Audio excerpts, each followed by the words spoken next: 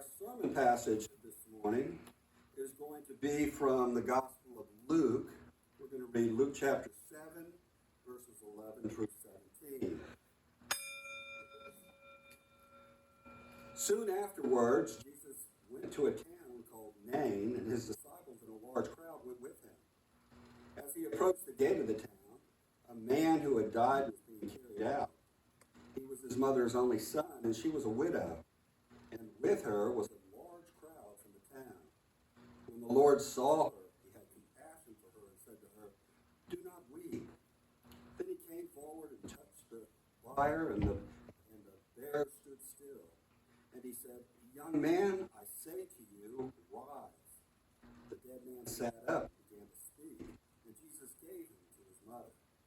Fear seized all of them, and they glorified God, saying, "A great prophet has risen among us, and God has looked favorably on his people." This word about him spread throughout Judea and all the surrounding country. This is sacred scripture for the people of God. Thanks be to God. Now today we're looking at Jesus resurrecting the widow of Nain's son. Just about everybody's heard this story, although it is not the only resurrection story we have in the Gospels. It is only found here in the book of Luke. Now, I'm wondering if there's more to this story than just the recounting of Jesus resurrecting this widow's son. I say that because usually when Jesus is ministering to somebody, and the different stories we have of his healings, of his casting out demons, there is usually a meaning to the story that surpasses the actual individual act that is used as a vector for conveying that meaning. But when we look at this story, what stands out that would be that additional meaning? Well, you might say, well, Joel, of course it's got meaning. It's a resurrection. That doesn't happen every day. Well, yeah, that's true. The resurrections are very significant. And let me just pause for a minute to make a theological point.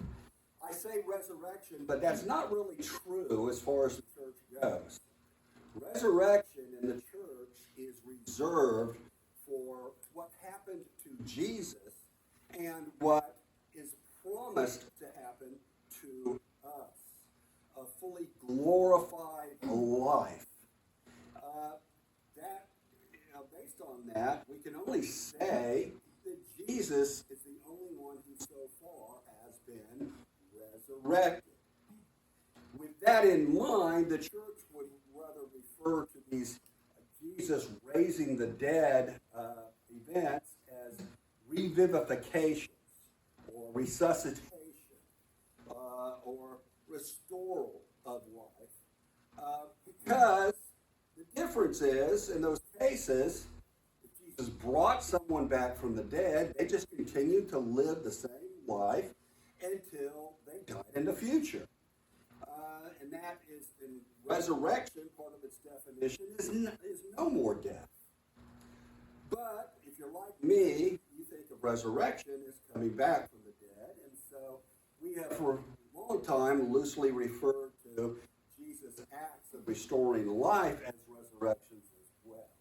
So I'm going to use the term, but understand that I use it. It's a very different situation than Jesus' own resurrection. But coming back to it, you would say, yes, resurrection is a big event. Of course they're going to talk about it. But I don't know, because we have multiple stories of resurrections in the Gospels, but we only have one resurrection that's in more than one Gospel, and that is the resurrection of Jairus' daughter. The other stories that we have about resurrection are only in single Gospels. Lazarus is only found in the Gospel of John. and the widow's son of Nain, that resurrection's only found here. So if resurrection is so big that you got to speak about it, then why aren't all the resurrections in all the Gospels? Right? Right. Well, it does have meaning, Joel, because it shows Jesus' compassion. I mean, this is a widow, and she's got no husband, she's got no other kids, just her son. And in that time and place, a woman was fully dependent on a man for their lives, for their means of living. Yes, that's a really good point. It was a compassionate act. But every single healing and casting out of spirits, or individual acts of ministry to others, were all done because of Jesus' compassion. They were all done because of God's compassion as manifested in Jesus. So again, we're left with this story that really in and of itself isn't making a point that is any different than any other healing story. And we would expect it to. Well, do you think that there's something here I'm missing?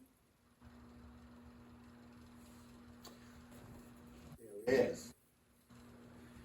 My first scripture reading this morning was from First Kings.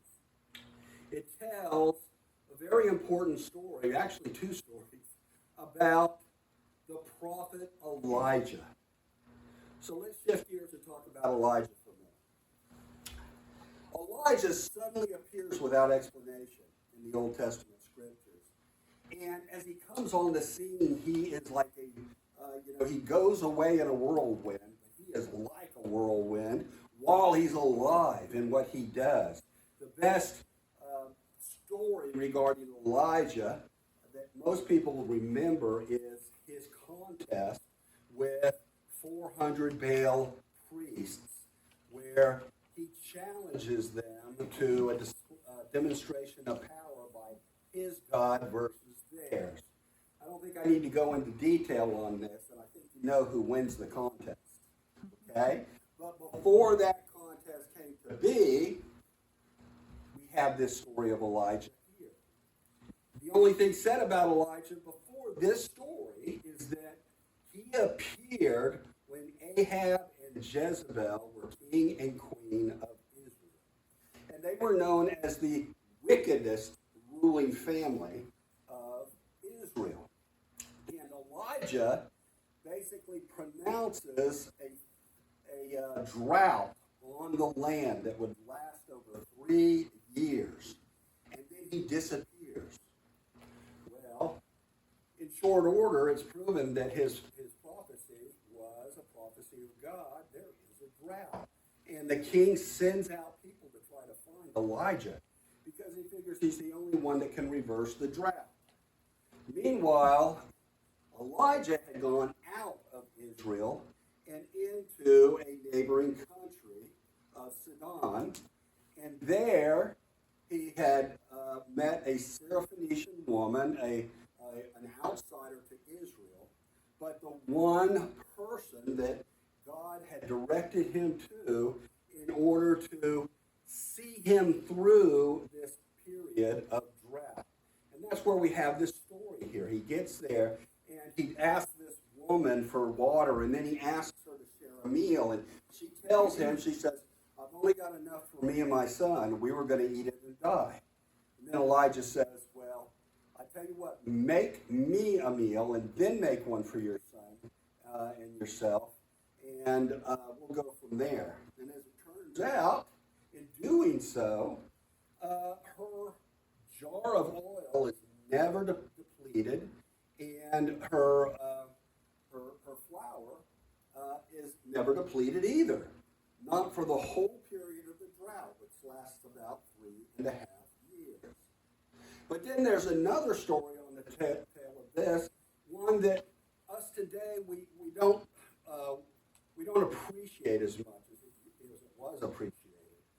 And that is basically what was the first resurrection that we have account of in the Bible period. And that is this boy who's the son of the woman that helped Elijah.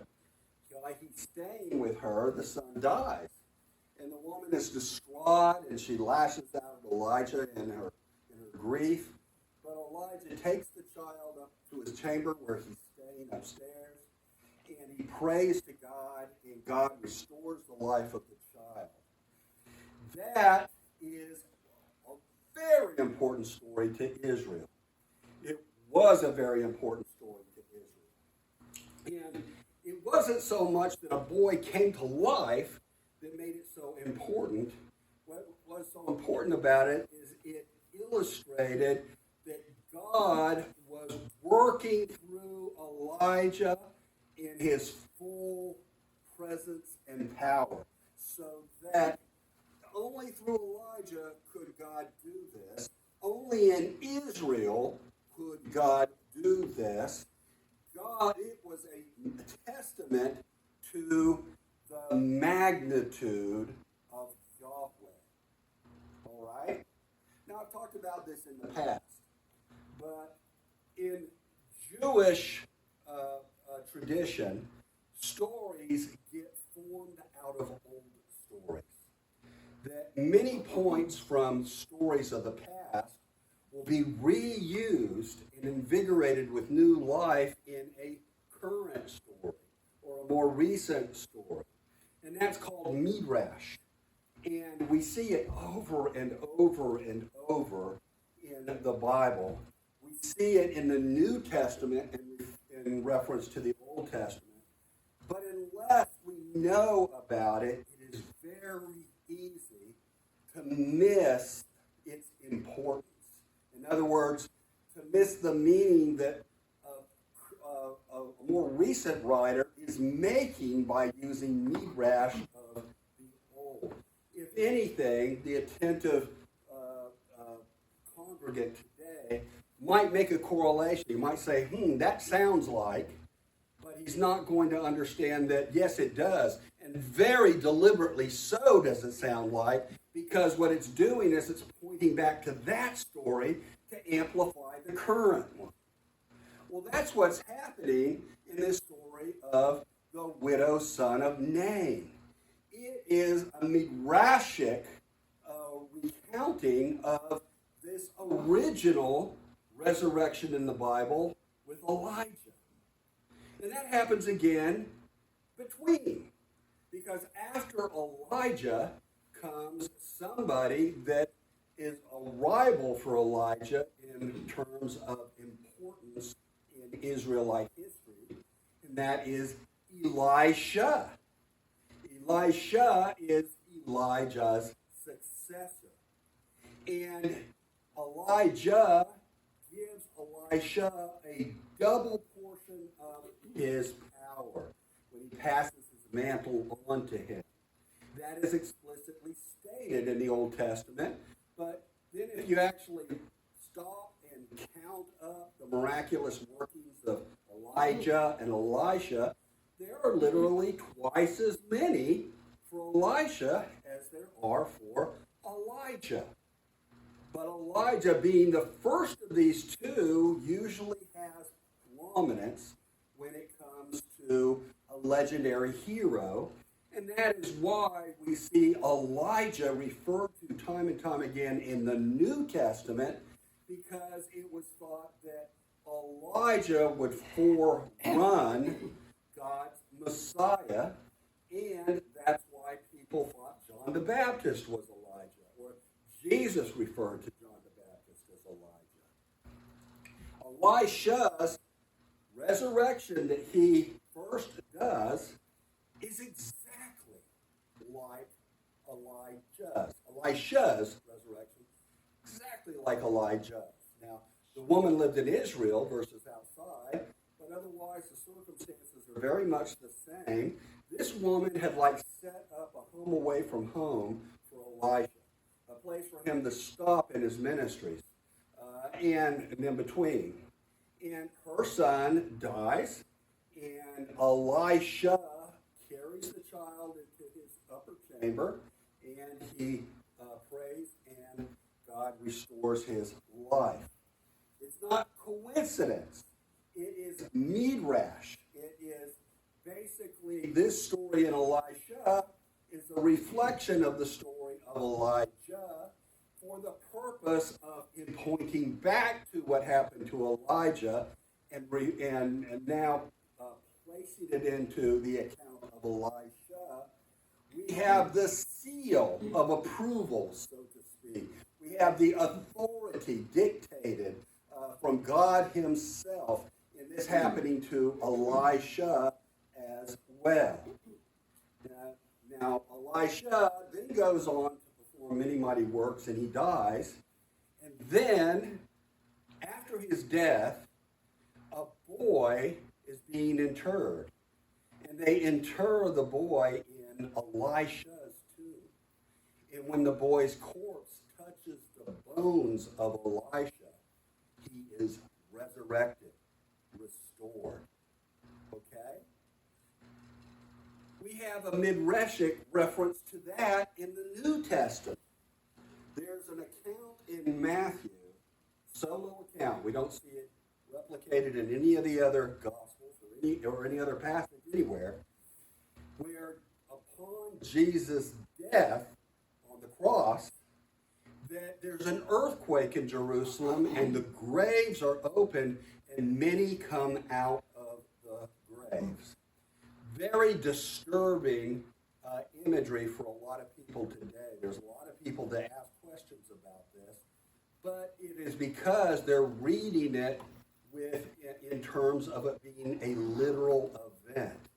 When in fact, what it really is it's a midrashic pointer back to just as God's power worked through Elisha, even in his death, so too God's power is going to utilize Jesus' death for his mighty purposes as well. So this is really what is behind this story of the widow's son of Nain. I am not discounting the act itself. You know, whether Jesus literally raised a child that was the son of a widow of Nain is not being called into question here. But I am saying that this story is much more about something bigger than the actual facts in the story being told. If we just hold to the facts of Jesus' healing ministries to others, then as Paul put it, we are of all people the most pitiable. Well, why do I say that? Well, there's a proverb that says, as a garment withheld on a cold day, or as vinegar poured on a wound, so is one who sings songs to a downcast heart. All right? If we're just talking about the literal occurrence of healing and the individual stories of what Jesus did for others, how does that make one feel who needs healing now? Do you follow what I'm saying? Now, at best, it might affect them like Martha was affected in the story of Lazarus' resurrection. If you recall, Lazarus was dead 4 days before Jesus came to him. And as he comes to the house of Martha and Mary, where Lazarus had lived, Martha comes out and she says, "Lord, if you were here, my brother wouldn't have died." Now, the simple fact of the matter is, in most television or movie renditions of this scene, you lose a lot of the rebuke that is in Mary's words. But I think if we were to paraphrase Mary, it would have been, "Lord, why weren't you here when we needed you?" You follow what I'm saying? She was mad. She was mad because she knew that if only Jesus had been there, Lazarus wouldn't have died. tell these stories of healings that Jesus did and just look at the healings in and of themselves, how does that make others feel that need healing now? Aren't they also in their hearts saying, Lord, why couldn't it have been me? Lord, if you did it for them, why aren't you doing it for me? And that's why I say that there are more to these stories, because the writers of these stories understood that exact same point. They weren't not writing these stories like we often read them today, because they knew that although they hold out hope, they also hold out comparison of what people have gotten from Jesus that other people don't have now. And so they have another motive in telling these stories other than just to recount a particular event that occurred of healing.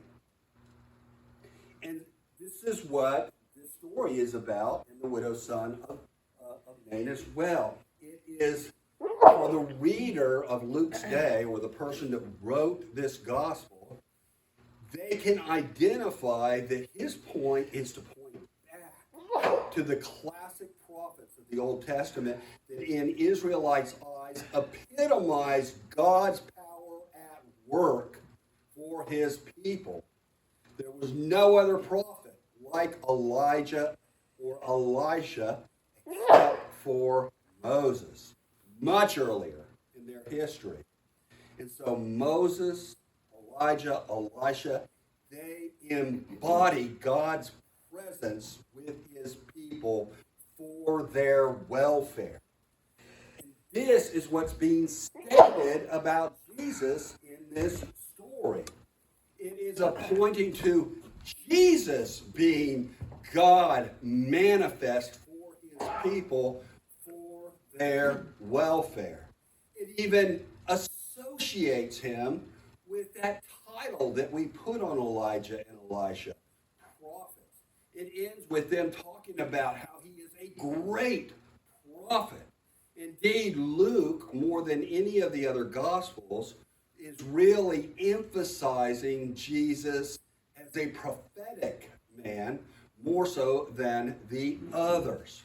And so that's what this story is all about. But it's no different than the points that are made in the other healing stories that we have.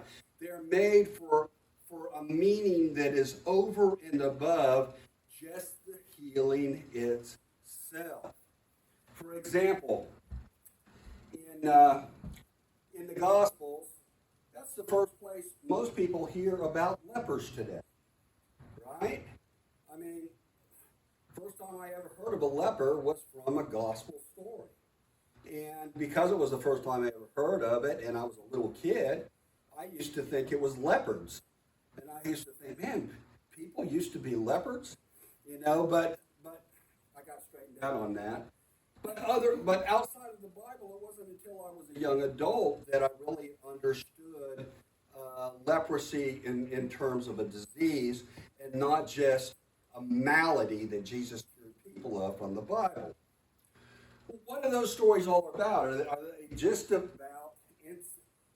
incidents that occurred while Jesus was walking around in Galilee and he came across somebody in this condition and he restores them, and praise God, that shows his power, but does it show anything else? Well, yes it does. You see, leprosy wasn't just a bad disease. Today, how many of you know somebody with a terminal disease?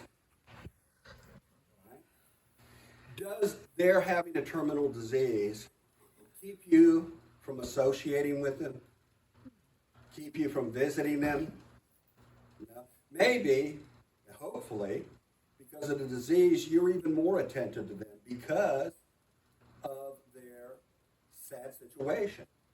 You want to provide some succor, some comfort, renewal of spirit, so to speak. But lepers in the Bible were automatically ostracized from the people. It was even written into their law.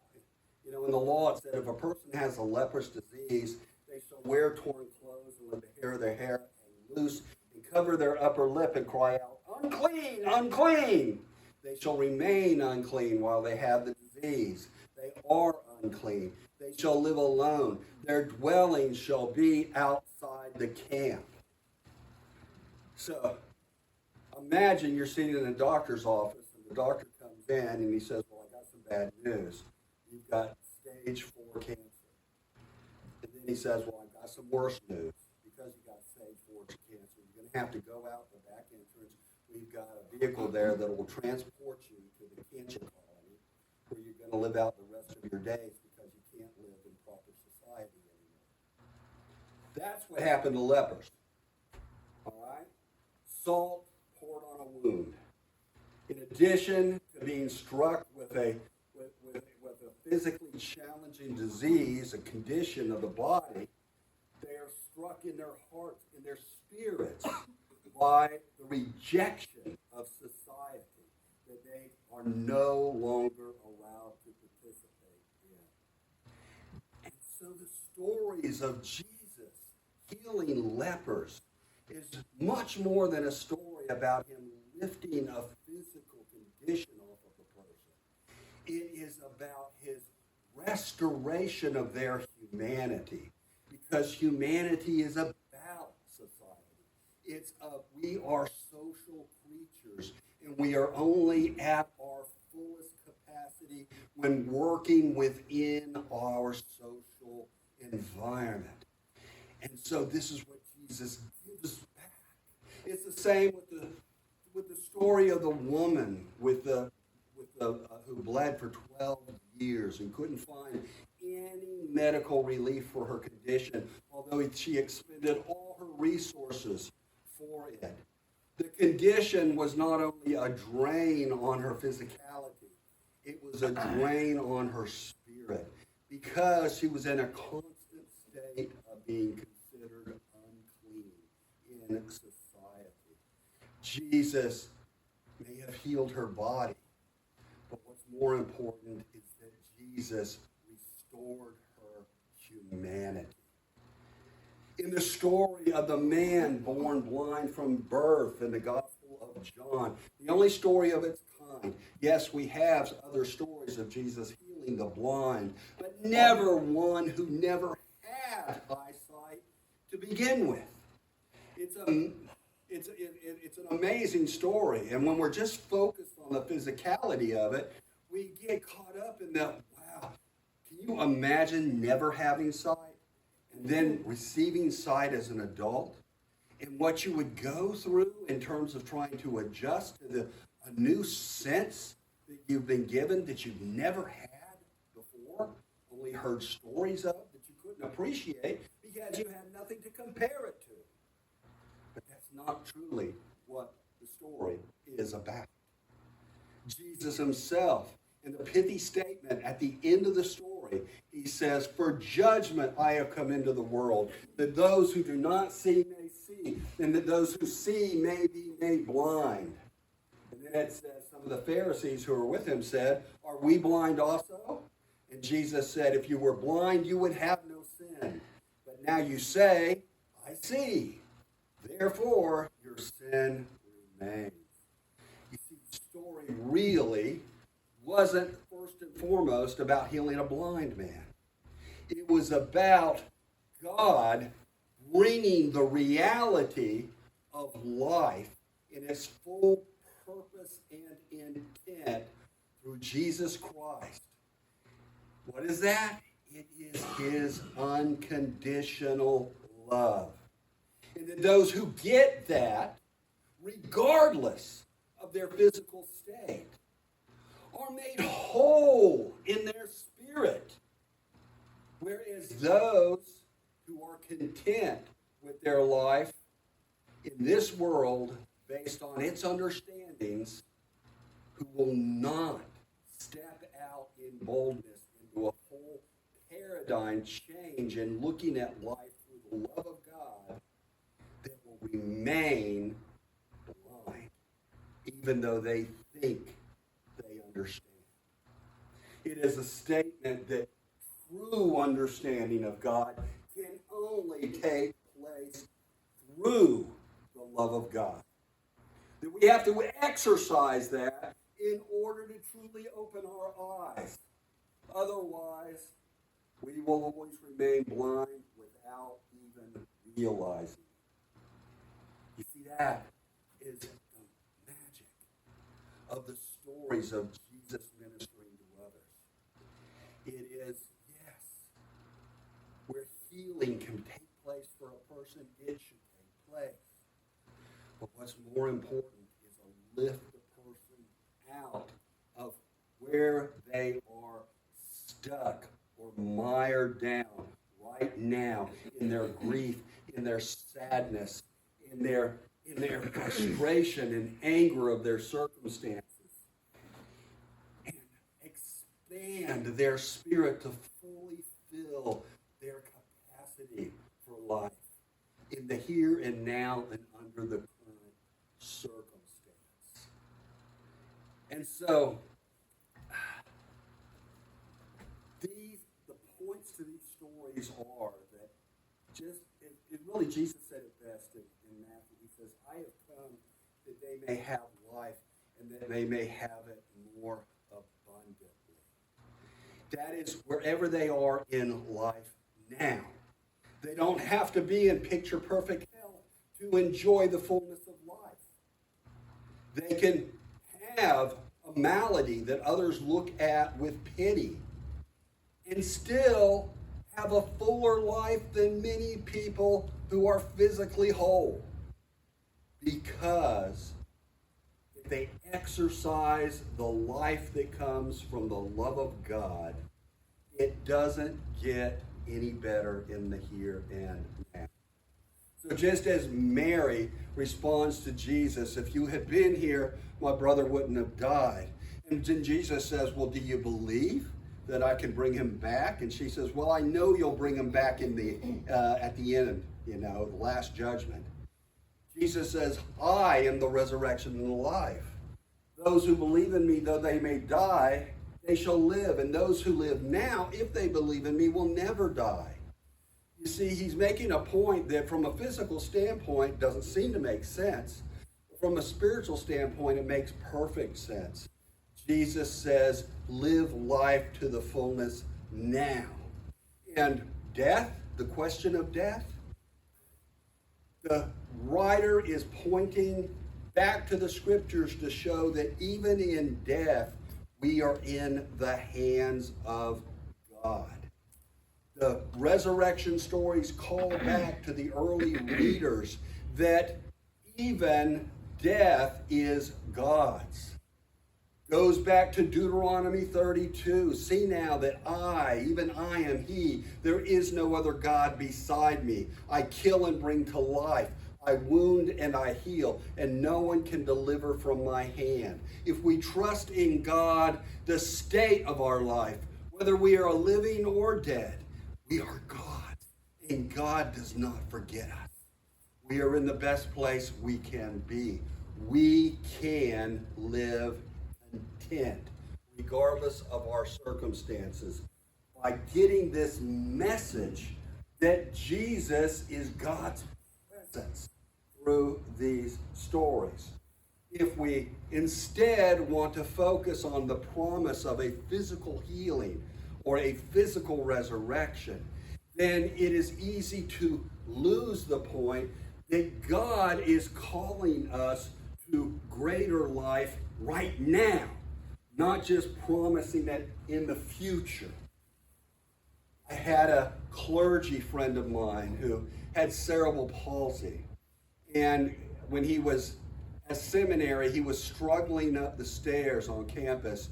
And he heard a woman behind him say, brother, you could be healed if you trust in Jesus. He turned around and looked at her and he said, I already am healed. You see the difference in point? What gave the man peace of mind more? To look for a future when one day he might be at his prime physical state, or to live the life that he had in the here and now to the fullest, through the grace of God, by living out the love of God. That is what we are called to. That is what stories like the widow's son of Nain are really about. It's about the life that we can live in God now if we exercise God's love now. In the name of the Father, and the Son, and the Holy Spirit.